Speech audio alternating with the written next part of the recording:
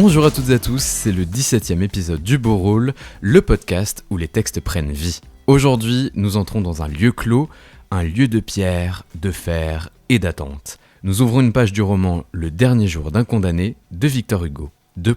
Ouvrez les histoires. Publié en 1829, ce texte est un cri. Un texte court, intense, presque étouffant, dans lequel Victor Hugo nous enferme dans la conscience d'un homme condamné à mort. On ne connaît pas son crime, on ne connaît pas son nom, on ne connaît que ses pensées, ses peurs et le temps qui le rapproche inexorablement de l'échafaud. Dans l'extrait que vous allez entendre, le condamné observe depuis sa cellule un spectacle organisé dans la cour de la prison de Bicêtre. Des forçats s'apprêtent à partir pour le bagne.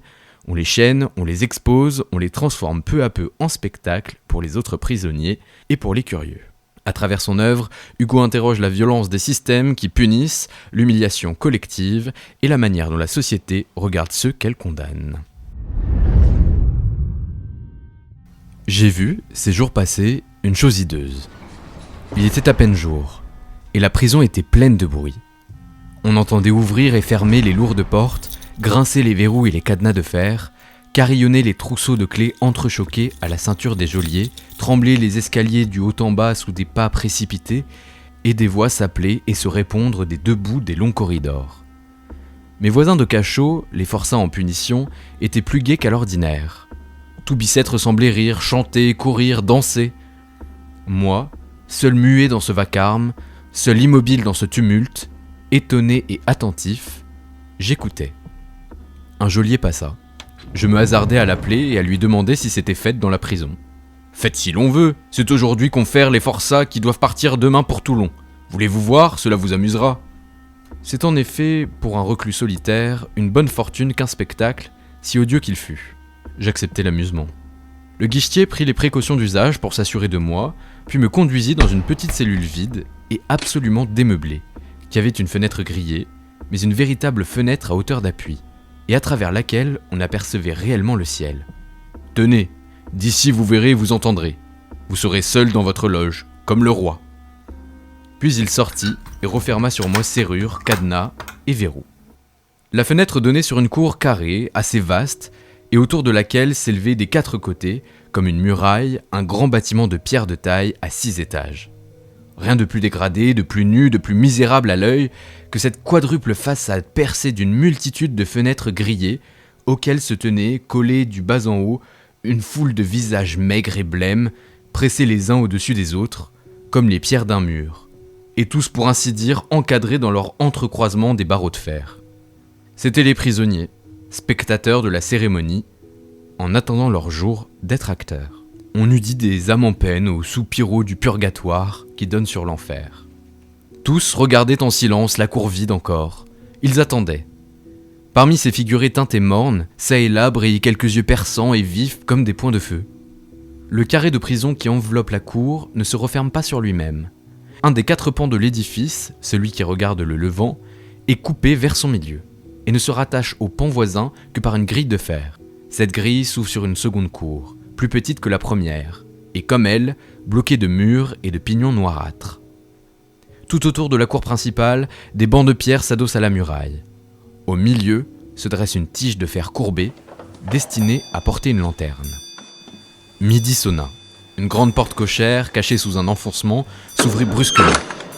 Une charrette, escortée d'espèces de soldats sales et honteux, en uniforme bleu, à épaulettes rouges et à bandoulière jaune, entra lourdement dans la cour avec un bruit de ferraille. C'était la chiourme et les chaînes. Au même instant, comme si ce bruit réveillait tout le bruit de la prison, les spectateurs des fenêtres, jusqu'alors silencieux et immobiles, éclatèrent en cris de joie, en chansons, en menaces, en imprécations mêlées d'éclats de rire poignants à entendre. On eût cru voir des masques de démons. Sur chaque visage parut une grimace, tous les poings sortirent des barreaux, toutes les voix hurlèrent, tous les yeux flamboyèrent, et je fus épouvanté de voir tant d'étincelles reparaître dans cette cendre. Cependant, les argousins, parmi lesquels on distinguait, à leurs vêtements propres et à leur effroi, quelques curieux venus de Paris, les argousins se mirent tranquillement à leur besogne. L'un d'eux monta sur la charrette et jeta à ses camarades les chaînes, les colliers de voyage et les liasses de pantalons de toile. Alors, ils se dépecèrent le travail. Les uns allèrent étendre dans un coin de la cour les longues chaînes qu'ils nommaient dans leur argot les ficelles, les autres déployèrent sur le pavé les taffetas, les chemises et les pantalons, tandis que les plus sagaces examinaient un à un, sous l'œil de leur capitaine, petit vieillard trapu, les carcans de fer qu'ils éprouvaient ensuite en les faisant étinceler sur le pavé. Le tout aux acclamations railleuses des prisonniers, dont la voix n'était dominée que par les rires bruyants des forçats, pour qui cela se préparait et qu'on voyait relégués aux croisées de la vieille prison qui donne sur la petite cour. Quand ces apprêts furent terminés, un monsieur brodé en argent, qu'on appelait monsieur l'inspecteur, donna un ordre au directeur de la prison. Et un moment après, voilà que 2 ou 3 portes basses vomirent presque en même temps, et comme par bouffées, dans la cour, des nuées d'hommes hideux, hurlant et déguenillés. C'étaient les forçats. À leur entrée, redoublement de joie aux fenêtres. Quelques-uns d'entre eux, les grands noms du bagne, furent salués d'acclamations et d'applaudissements qu'ils recevaient avec une sorte de modestie fière. La plupart avaient des espèces de chapeaux tressés de leurs propres mains avec la paille du cachot, et toujours d'une forme étrange, afin que dans les villes où l'on passerait le chapeau fît remarquer la tête. Cela était plus applaudi encore. Un, surtout, excita des transports d'enthousiasme. Un jeune homme de 17 ans qui avait un visage de jeune fille. Il sortait du cachot, où il était au secret depuis 8 jours. De sa botte de paille, il s'était fait un vêtement qui l'enveloppait de la tête aux pieds, et il entra dans la cour en faisant la roue sur lui-même avec l'agilité d'un serpent. C'était un baladin condamné pour vol. Il y eut une rage de battements de mains et de cris de joie. Les galériens y répondaient, et c'était une chose effrayante que cet échange de gaieté entre les forçats en titre et les forçats aspirants. La société avait beau être là, représentée par les geôliers et les curieux épouvantés, le crime la narguait en face, et de ce châtiment horrible faisait une fête de famille. À mesure qu'ils arrivaient, on les poussait, entre 2 haies de garde-chiourme, dans la petite cour grillée où la visite des médecins les attendait. C'est là que tous tentaient un dernier effort pour éviter le voyage, alléguant quelques excuses de santé, et les yeux malades, la jambe boiteuse, la main mutilée. Mais presque toujours, on les trouvait bons pour le bagne. Et alors chacun se résignait avec insouciance, oubliant en peu de minutes sa prétendue infirmité de toute la vie. La grille de la petite cour se rouvrit. Un gardien fit l'appel par ordre alphabétique.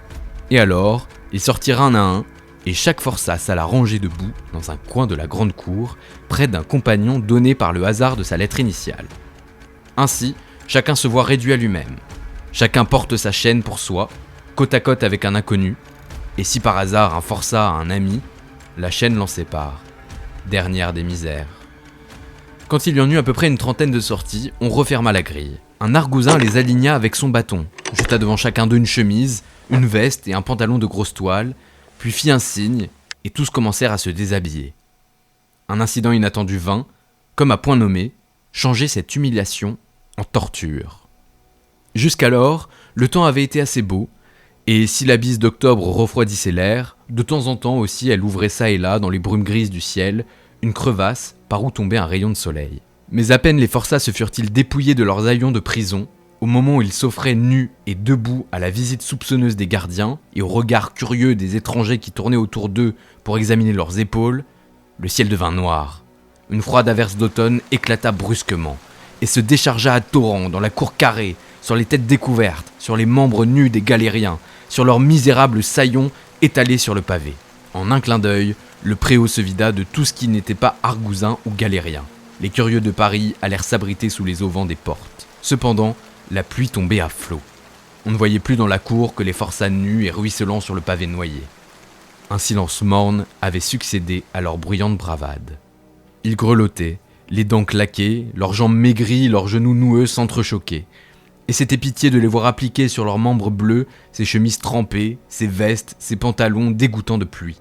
La nudité eût été meilleure. Un seul, un vieux, avait conservé quelque gaieté. Il s'écria en s'essuyant avec sa chemise mouillée que cela n'était pas dans le programme, puis se prit à rire en montrant le poing au ciel. Quand ils eurent revêtu les habits de route, on les mena par bandes de 20 ou 30 à l'autre coin du préau, où les cordons allongés à terre les attendaient. Ces cordons sont de longues et fortes chaînes, coupées transversalement de 2 en 2 pieds par d'autres chaînes plus courtes, à l'extrémité desquelles se rattache un carcan carré qui s'ouvre au moyen d'une charnière pratiquée à l'un des angles et se ferme à l'angle opposé par un boulon de fer, rivé pour tout le voyage sur le cou du galérien. Quand ces cordons sont développés à terre, il figure assez bien la grande arête d'un poisson. On fit asseoir les galériens dans la boue, sur les pavés inondés, on leur essaya les colliers, puis 2 forgerons de la Chiourme, armés d'enclumes portatives, les leur rivèrent à froid, à grands coups de masse de fer. C'est un moment affreux, où les plus hardis pâlissent. Chaque coup de marteau, asséné sur l'enclume, appuyé à leur dos, fait rebondir le menton du patient. Le moindre mouvement d'avant en arrière lui ferait sauter le crâne comme une coquille de noix. Après cette opération, ils devinrent sombres. On n'entendait plus que les grelottements des chaînes, et par intervalles, un cri, et le bruit sourd du bâton des gardes Chiourme sur les membres des récalcitrants. Il y en eut qui pleurèrent, les vieux frissonnaient et se mordaient les lèvres. Je regardais avec terreur tous ces profils sinistres dans leur cadre de fer. Ainsi, après la visite des médecins, la visite des geôliers. Après la visite des geôliers, le ferrage. 3 actes à ce spectacle. Un rayon de soleil reparut. On eût dit qu'il mettait le feu à tous ses cerveaux. Les forçats se levèrent à la fois, comme par un mouvement convulsif. Les 5 cordons se rattachèrent par les mains, et tout à coup se formèrent en ronde immense autour de la branche de la lanterne. Ils tournaient à fatiguer les yeux. Ils chantaient une chanson du bagne, une romance d'argot sur un air tantôt plaintif, tantôt furieux et gai. On entendait par intervalles des cris grêles, des éclats de rire déchirés et haletants se mêler aux mystérieuses paroles. Puis des acclamations furibondes, et les chaînes qui s'entrechoquaient en cadence servaient d'orchestre à ce chant plus rauque que leur bruit. Si je cherchais une image du sabbat, je ne la voudrais ni meilleure, ni pire. On apporta dans le préau un large baquet. Les gardes Chiourme rompirent la danse des forçats à coups de bâton, et les conduisirent à ce baquet dans lequel on voyait nager je ne sais quelles herbes, dans je ne sais quel liquide, fumant et sale. Ils mangèrent. Puis, ayant mangé, ils jetèrent sur le pavé ce qui restait de leur soupe et de leur pain bis, et se remirent à danser et à chanter. Il paraît qu'on leur laisse cette liberté, le jour du ferrage et la nuit qui le suit. J'observais ce spectacle étrange avec une curiosité si avide, si palpitante, si attentive, que je m'étais oublié moi-même. Un profond sentiment de pitié me remuait jusqu'aux entrailles, et leur rire me faisait pleurer. Tout à coup, à travers la rêverie profonde où j'étais tombé, je vis la ronde hurlante s'arrêter et se taire. Puis tous les yeux se tournèrent vers la fenêtre que j'occupais. « Le condamné, le condamné !» crièrent-ils tous en me montrant du doigt. Et les explosions de joie redoublèrent. Je restais pétrifié. J'ignore d'où ils me connaissaient et comment ils m'avaient reconnu. « Bonjour, bonsoir !» me crièrent-ils avec leur ricanement atroce. Un des plus jeunes, condamné aux galères perpétuelles, face luisante et plombée, me regarda d'un air d'envie en disant « Il est heureux, il sera rogné. Adieu camarade !» Je ne puis dire ce qui se passait en moi. J'étais leur camarade en effet, la grève est sœur de Toulon. J'étais même placé plus bas qu'eux. Ils me faisaient honneur. Je frissonnais. Oui, leur camarade, et quelques jours plus tard j'aurais pu aussi, moi, être un spectacle pour eux. J'étais demeuré à la fenêtre, immobile, perclus, paralysé.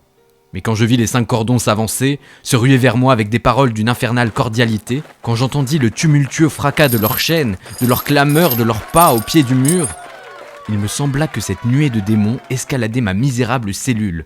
Je poussai un cri, je me jetai sur la porte d'une violence à la briser, mais pas moyen de fuir. Les verrous étaient tirés en dehors. Je heurtais, j'appelais avec rage. Puis il me sembla entendre de plus près encore les effrayantes voix des forçats. Je crus voir leur tête hideuse paraître déjà au bord de ma fenêtre, je poussai un second cri d'angoisse, et je tombai évanoui. C'est tout pour aujourd'hui. Si vous souhaitez poursuivre la lecture du dernier jour d'un condamné, vous pouvez retrouver le texte en librairie, en bibliothèque ou librement accessible en ligne. Merci d'avoir écouté ce 17e épisode du Beau Rôle. Si ça vous a plu, pensez à vous abonner au podcast et à suivre l'aventure sur les réseaux sociaux. N'oubliez pas de liker et de partager autour de vous pour continuer à faire vivre ces textes. Cet épisode a été enregistré au studio de Radio RGB 99.2. On se retrouve très vite pour une nouvelle histoire. Salut!